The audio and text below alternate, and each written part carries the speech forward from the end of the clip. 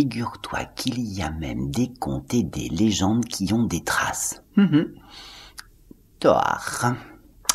Mon histoire, elle commence un matin d'hiver. Bon, un matin d'hiver avec de la neige, ça va de soi. Enfin, je dis ça va de soi parce que mon histoire, elle se passe en Amérique. Du Nord. Chez les Indiens. Du temps dont je te parle, les Indiens habitaient dans des huttes en bois. Des huttes, c'est des petites maisons, si tu veux aller par là, mais en bois, avec des feuillages au-dessus. Et l'hiver, il y fait froid. Alors à l'intérieur, on couvre tous les murs, si je puis dire, de fourrure. Et le chaud reste dedans. Le chaud veut pas aller dehors. Il est pas fou, le chaud, quand même. Et les Indiens, ce matin-là, quand ils se sont réveillés, force a été de constater que là, dans la neige, les traces... C'était pas des petites traces de rien du tout. C'était pas des traces de blaireaux qui venaient chercher à manger ici ou tantôt. Non, non. C'était pas des traces de quatre pattes, tu vois, un peu félins, comme des chats, mais un peu plus gros, avec des oreilles pointues et des poils au bout. Des lynx. Non, non, non.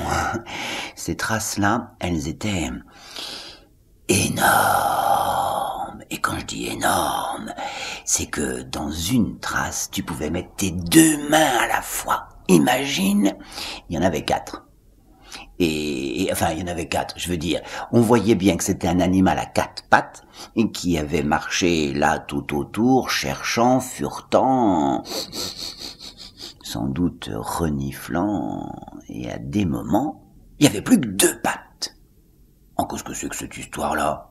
Un animal à 4 pattes, c'est un animal à 4 pattes. Il peut pas marcher sur 3 pattes, et encore moins sur 2 pattes.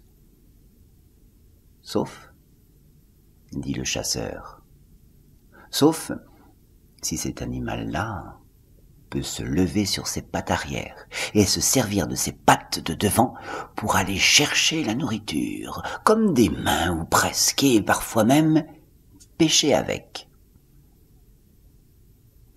Connais-tu toi aussi qui est peut-être chasseur, un animal qui est capable, quand il a 4 pattes, de se lever sur ses 2 pattes de derrière et de se servir de ses grosses paluches de devant, soit comme des cuillères, soit comme des éperons. Tu sais, celui qui va chercher à l'intérieur de la rivière le poisson pour le manger sur ses grands ongles bien affûtés. Non, tu vois pas? Il est grand. Oh ben, il est pas grand comme une montagne quand même, enfin il est grand, hein. Il a des poils de partout, une très jolie fourrure, une grosse tête où t'as envie de faire des bisous, mais enfin vaut mieux pas s'en approcher, hein. T'as pas trouvé? L'ours. Oui, l'ours. Ce matin-là, quand les Indiens Iroquois se sont levés, c'est des traces d'ours qu'ils ont constatées. Si l'ours vient si près des maisons, c'est qu'il a très faim. Si l'ours vient si près des maisons, c'est que l'hiver ne touche pas à sa faim. Au contraire, on est au tout début de l'hiver. Et si l'hiver est aussi rude pour que l'ours vienne chasser, c'est qu'il sera encore plus dur. Lorsqu'au cœur de l'hiver, il n'y aura plus qu'à grignoter. L'ours, lui, à ce moment-là, dit le chasseur, il risque d'avoir tellement faim qu'il pourrait pousser la porte et rentrer dans les maisons pour se servir. Alors évidemment, le chef du village dit au chasseur, c'est ton heure. Ah bah oui, parce que dans un village, si tu veux, chacun a son métier. T'as les agriculteurs, t'as ceux qui s'occupent des chevaux, t'as ceux qui s'occupent de bâtir, t'as ceux qui s'occupent de se vêtir, et ceux qui s'occupent du feu, ceux qui s'occupent des enfants, ceux qui s'occupent des vieux, et il y a les chasseurs.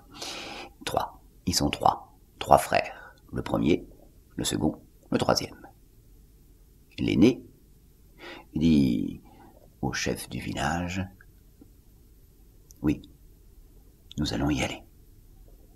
Et les 3 frères, ce jour-là, embrassent tout le monde et partent sur cette piste-là que l'ours a laissée. On dirait qu'il a fait exprès. Pas besoin de se cacher. Trop fort il est. Et les 3 frères emboîtent les traces de l'ours. L'ours, lui, il est pas loin. Regarde, il est juste là-haut. Tu le vois? Il est assis sur un rocher, mais avec sa fourrure, on le confond un peu avec le rocher. On dirait un rocher de plus sur un rocher. Mais de ses yeux perçants, il les a bien vus venir vers lui. Au début, il les a trouvés plutôt rigolos. Enfin, rigolo, je veux dire, pas drôle, hein, non, mais rigolo. Marcher toujours sur 2 pieds alors qu'ils ont 4 pattes, pourquoi se fatiguer autant que sur 2 pieds? C'est que les 2 autres pattes de devant, que nous on appelle les bras, servent à autre chose chez les humains, constate l'ours. Et là, quand il y regarde un peu de plus près, il a moins envie de rigoler. Enfin, si je peux dire, hein, pas rigolo, mais enfin, quand même, il constate là que les 2 mains qui sont au-dessus servent à tenir quelque chose de étrange pour un ours. Un bois avec une ficelle et un autre bois dans l'autre sens. Et l'ours est intrigué. Tellement intrigué qu'il les regarde arriver. Ils sont là, à portée de flèche. Oui, parce que c'est bien une flèche qui part de l'arc des 3 à la fois. Une flèche passe par-ci, une flèche passe par-là, mais une flèche arrive dans l'ours jusque-là. Et là, pour la première fois, l'ours comprend qu'il faut se méfier de ces 2 pattes-là, et qui, avec leurs 2 pattes de devant, sont capables de faire si mal. Il demande pas son reste, l'ours quitte sa pierre et grimpe un peu plus haut. Tu vois, là-haut, dans cet amas de gros cailloux, gros blocs pierreux, pour lui facile à grimper. Enfin, il a un peu mal, donc pas si facile que ça, mais enfin quand même, que les 2 pattes ne pourront pas si facilement gravir. Il se trompe, l'ours. Il se trompe royalement. Parce que ces 3-là, c'est pas des 2 pattes ordinaires, c'est des chasseurs.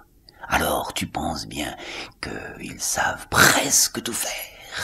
En tout cas, lorsqu'il suffit de monter, s'immiscer entre tous ces cailloux qui ont l'air bien tassés mais qui laissent des prises pour s'accrocher et monter, l'ours est obligé de cavaler. Quand je dis cavaler, ça veut dire que il se sert de ses 4 pattes cette fois-ci pour essayer de mettre de la distance avec les 3 chasseurs qui sont derrière. T'imagines les chasseurs? Regarde-les, ils sont là juste à côté. Et les voilà qui décrochent une 2e paire de flèches. Oui, enfin tous les 3 à la fois. Il y en a une qui passe par-ci, il y en a une qui passe par là, il y en a une qui frôle l'oreille, mais de si près qu'un petit jet de sang va tacher le museau de l'ours qui rugit, gronde mais se rend compte que seul devant eux, peut-être il ne fera pas le poids. Alors il continue à grandir, pour être là sur ses 2 pattes et s'en servir comme les 2 pattes. Après tout, pourquoi pas. Et il court.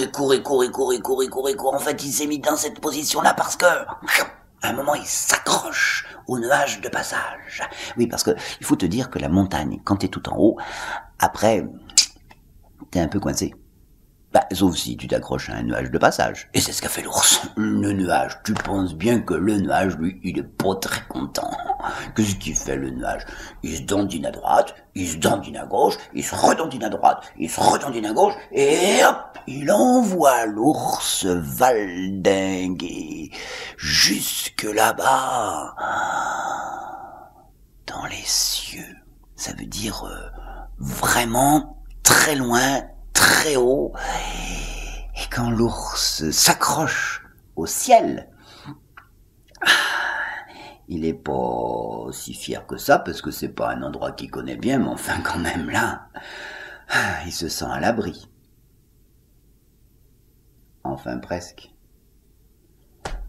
Ces 3 chasseurs-là, tu sais ce qu'ils ont fait? Ils ont fait pareil. Ils sont montés en haut de la montagne, forcément. Et là, au premier nuage de passage, ils se sont accrochés. Et ce nuage-là, pas plus content que l'autre, qu'est-ce qu'il a fait? 1 fois valdingué, 2 fois valdingué, 3 fois valdingué, jusque dans les cieux, ça veut dire jusqu'au ciel là-haut. Et les 3 chasseurs qui sont là-haut